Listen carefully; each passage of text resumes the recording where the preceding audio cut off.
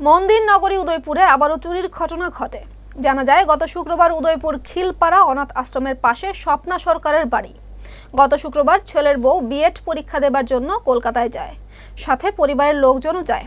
স্বপ্না সরকার তখন বাড়িতে থাকে না, তখন উদয়পুরের বলরাম দেবনাথ নামে একজনকে বাড়িতে থাকার জন্য দিয়ে যায়। যথারীতি বাড়ির মালিক শুক্রবার বাড়ি থেকে চলে যাবার পর বলরাম দেবনাথ রাতে ঘরে ঘুমিয়েছে। শনিবার সকালে ঘরের দরজা জানলা বন্ধ করে তিনি নিজের কাজে চলে যায়। শনিবার রাতে স্বপ্না দেবনাথের বাড়িতে ঘুমাতে এসে দেখে ঘরের দরজার তালা ভাঙা অবস্থায় রয়েছে। ঘরে প্রবেশ করে দেখতে পায় ঘরের আলমারি সহ সমস্ত জিনিসপত্র অগোছালো অবস্থায় পড়ে রয়েছে। সঙ্গে সঙ্গে এলাকার লোকজনদের খবর দেওয়া হয় রাধাকিশোরপুর থানায়। পুলিশ এসে ঘটনার তদন্তে নেমেছে।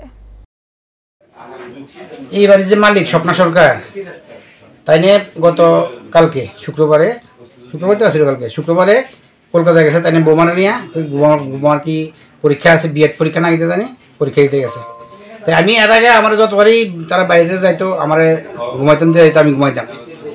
এই কালকেও আমি নাই ঘুমাইছি, আমি ঘুমাইতে আজকে সকালে দরজা লাগে সব দেখা টিকা লাইট টাইট নিবে।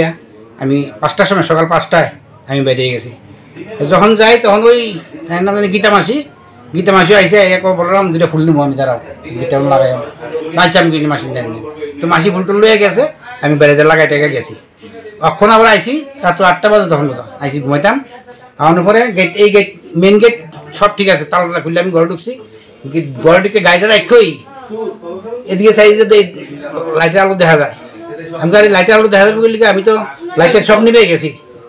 হ্যাঁ, আগে দিকেইটা এই গিলের ইয়েটা সব ভাঙা। তারপরে তো আমার শরীরে কাপ ছুটে আছে। লগে মামারে ফোন করছি, মামারে ফোন করছি, মাসিরে ফোন করছি, তো তারা আইসে আর কি।